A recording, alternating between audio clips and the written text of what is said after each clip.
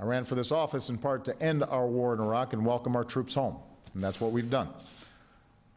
As Commander-in-Chief, I will not allow the United States to be dragged into fighting another war in Iraq. And so even as we support Iraqis as they take the fight to these terrorists, American combat troops will not be returning to fight in Iraq. President Obama last night telling the public he's not interested in starting a new war in Iraq. But this new authorization for airstrike is a policy reversal for President Obama. As he mentioned, he campaigned on ending U.S. involvement in Iraq. I will promise you this, that if we have not gotten our troops out by the time I am president, it is the first thing I will do. I will get our troops home. We will bring an end to this war. You can take that to the bank. And he did bring troops home, declaring an end to the Iraq war in October of 2011, one of the most important and popular decisions of his presidency. As promised, the rest of our troops in Iraq will come home by the end of the year. After nearly 9 years, America's war in Iraq will be over. Today, I can say that our troops in Iraq will definitely be home for the holidays. But with this new action, the president has decided to re-engage in Iraq. The United States cannot and should not intervene every time there's a crisis in the world. When we have a mandate to help, in this case a request from the Iraqi government, and when we have the unique capabilities to help avert a massacre, then I believe the United States of America cannot turn a blind eye. It's a complicated issue, and the president has been very cautious in his actions. But American involvement in Iraq will always be part of his presidency and his legacy. Joining me now is MSNBC's Melissa Harris-Perry. Thank you for being here. Absolutely. Melissa, this is the Associated Press headline today on what this would mean for the president's legacy, really. Quote, the aggressive insurgency threatens to undermine Obama's legacy as the commander-in-chief who ended a long and unpopular war in which nearly 4,500 American troops died.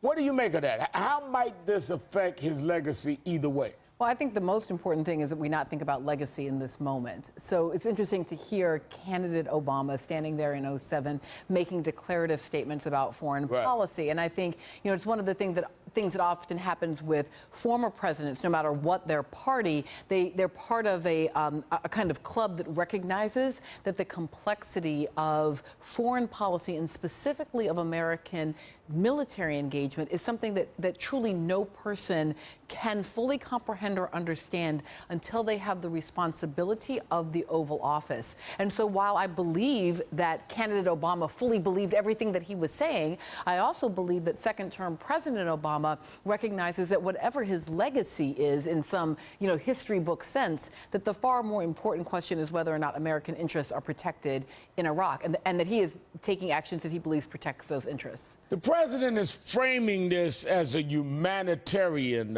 effort. Watch. As ISIL has marched across Iraq, it has waged a ruthless campaign against innocent Iraqis. Chilling reports describe ISIL militants rounding up families, conducting mass executions, and enslaving Yazidi women. I believe the United States of America cannot turn a blind eye.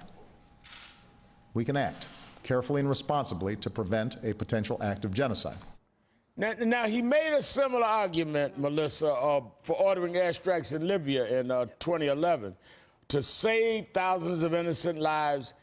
How targeted was that word genocide last night? What is happening to the Yazidi people is appalling, and the images that we're seeing are obviously horrifying. But I do think we have to recognize that that is not quite the full story of the decision here. It couldn't be.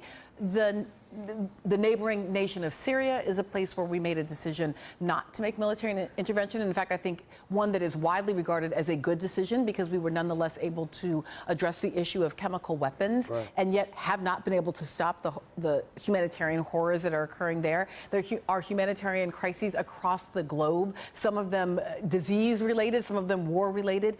look, we are intervening here because we have a particular footprint related to the relationship that has occurred over the course of the past decade because of our military involvement. This is not a time for casting blame, but it is a moment when we might recognize that we continue to pay the costs for a decision made to lead this nation into an ill-advised war, a war that this president, as a candidate, called dumb for a reason. Yeah. Because the thing is, you cannot just turn around, pull out, and walk away. Once you're in it, then it becomes a thing that you own and that you must remain engaged in. And so our interest in that region changed dramatically as a result of a decade of American blood shed on that soil.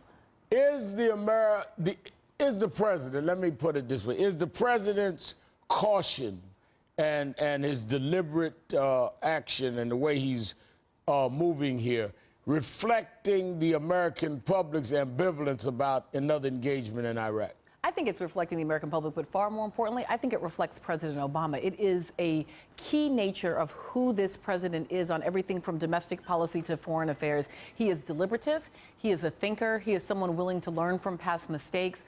Generally, I see that as a great strength in leadership. There are probably a few moments when you want someone to simply act, but I will say, given that we find ourselves still embroiled in Iraq all this time later, we ought to value deliberation and caution because it was a failure of our nation to be sufficiently deliberative and cautious after the 9/11 moment. It was acting with the kind of emotional angst that brought both parties on the side of supporting that intervention in the face of evidence that turned out to be not true about Saddam Hussein and weapons of mass destruction that we continue to now pay the cost for.